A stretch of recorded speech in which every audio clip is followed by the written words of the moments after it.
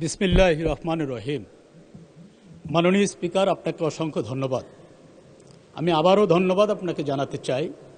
আপনি আপনার প্রথম বক্তব্যে অবলীলায় স্বীকার করেছেন আপনি একজন কৃষকের সন্তান, আমিও একজন কৃষকের সন্তান। এই দিক থেকে মিল থাকবার কারণে আমি আপনার কাছে 1 মিনিট চাইব। দ্বিতীয়ত, আপনি একজন সফল আইনজীবী, আমিও একজন আইনের ছাত্র, এদিক থেকে 1 মিনিট। তৃতীয়ত, আপনার ধারাবাহিক উদারতা গত কয়েকদিন গাণিতিক হারে বাড়ছে। এই উদারতা আজকে জ্যামিতিক হারে বেড়ে গেছে। সেই জ্যামিতিক হারে আমার সময়টা 5 মিনিট থেকে আমি 10 মিনিট চাই মাননীয় স্পিকার। কারণ আমি নদীভাঙ্গা এলাকার লোক, আমার অনেক কষ্ট, দুঃখ, দুর্দশার কথা বলবার জন্য মানুষ আমাকে পাঠিয়েছে, একটু বলতেই হবে মাননীয় স্পিকার। মাননীয় স্পিকার, আমি 2 মিনিটে নোটিশের 2 মিনিটের কথার সুযোগ পেয়েছিলাম। সেই দিন আমি তিস্তার কথা বলেছিলাম। আমি যে এলাকা থেকে এসেছি, চীনের দুঃখ যেমন হোয়াংহো, আমার রংপুর অঞ্চলের মানুষের দুঃখ হচ্ছে তিস্তা।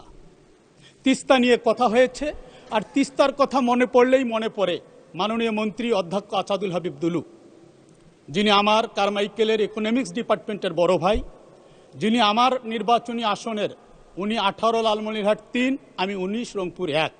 আমার আসনের ওপর দিয়ে ওনার যাওয়া আসা। উনি অসুস্থ, চিকিৎসাধীন অবস্থায় আছে। আমি তার জন্য দোয়া কামনা করি, আল্লাহ যেন তাকে সুস্থতা দান করেন। তিস্তা মহাপরিকল্পনা বাস্তবায়নের আমরা সবাই আন্দোলনের অংশীদার। উনি একজন কর্ণধার ছিলেন। আমরা আজকে পানি সম্পদ মন্ত্রী মহোদয় আছেন, ওনার কাছে আমরা সুস্পষ্টভাবে ওনার বক্তব্যে আমরা জানতে চাই এই তিস্তা মহাপরিকল্পনার কাজটি কতদূর অগ্রসর।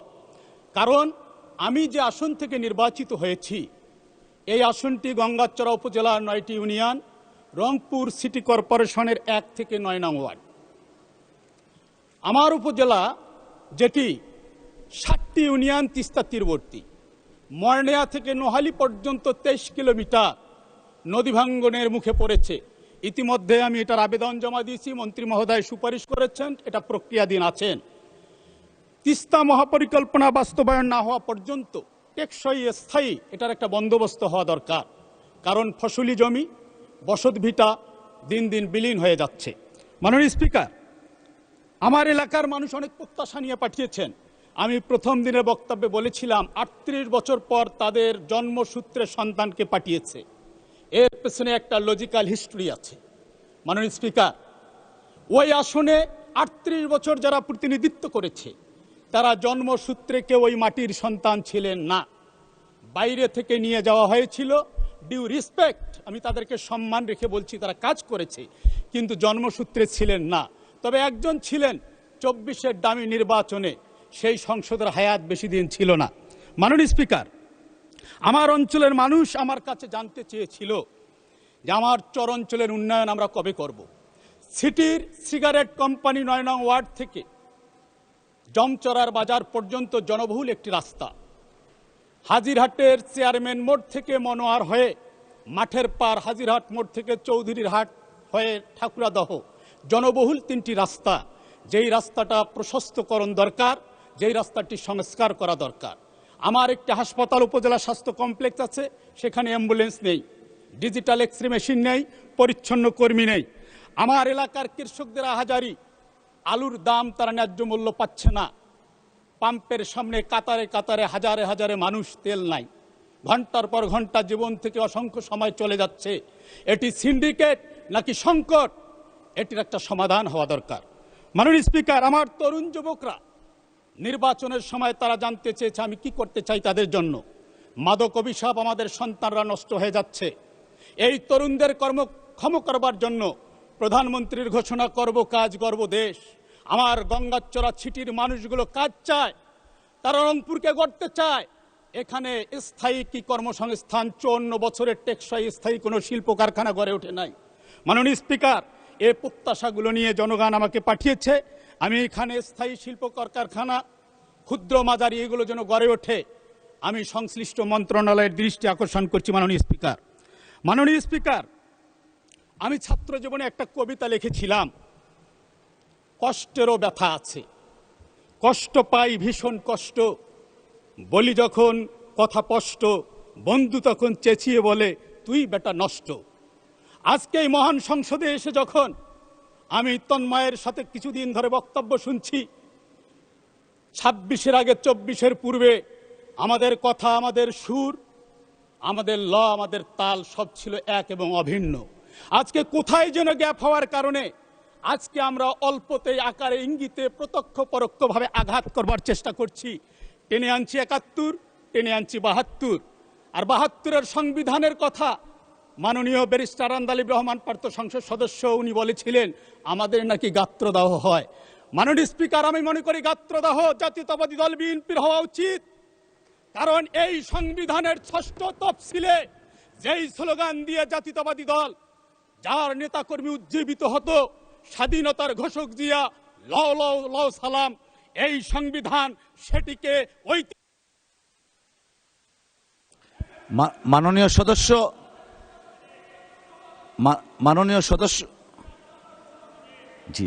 মাননীয় সদস্য 2 মিনিট নরমালি দেয়া হয়, আপনাকে আরো 1 মিনিট দেয়া হলো। লয়ার হিসাবে আপনি খুব সুন্দরভাবে চেয়েছেন টাইমটা, সর্বমোট 3 মিনিট।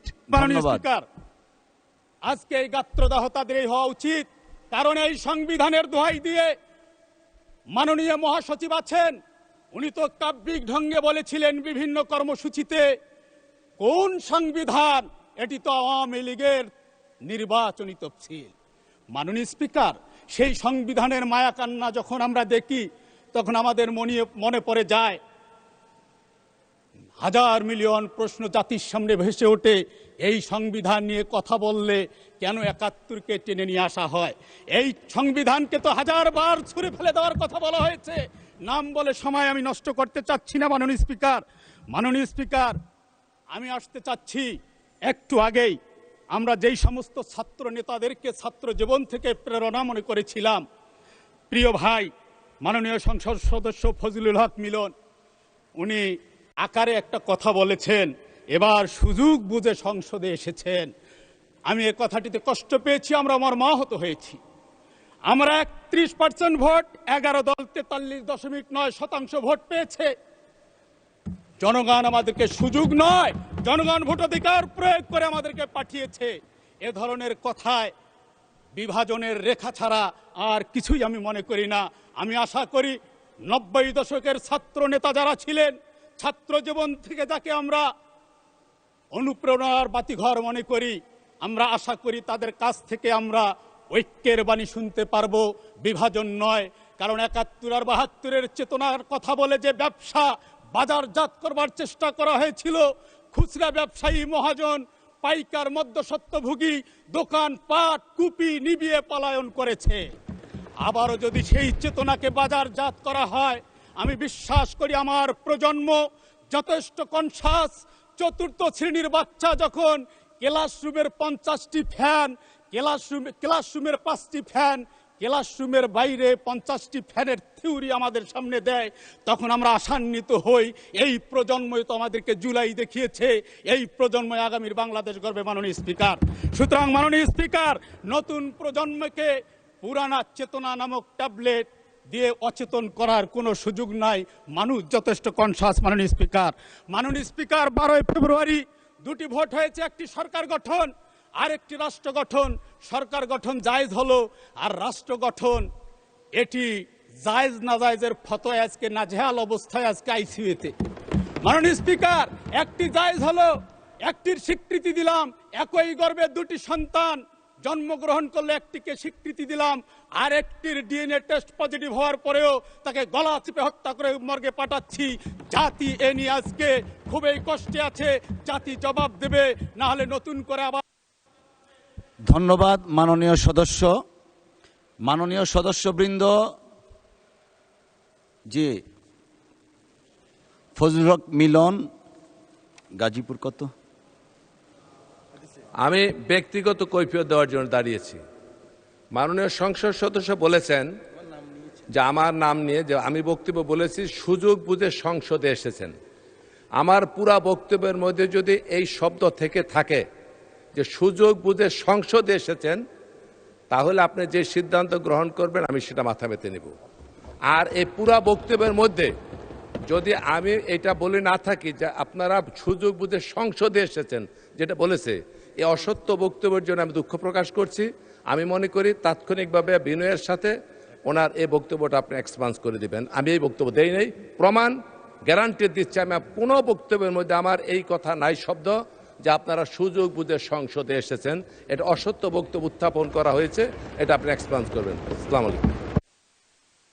ধন্যবাদ মাননীয় সদস্য, আমরা পরীক্ষা করব, করে তারপরে যদি এরকম থেকে থাকে আমরা এক্সপান্স করে দিব। ধন্যবাদ।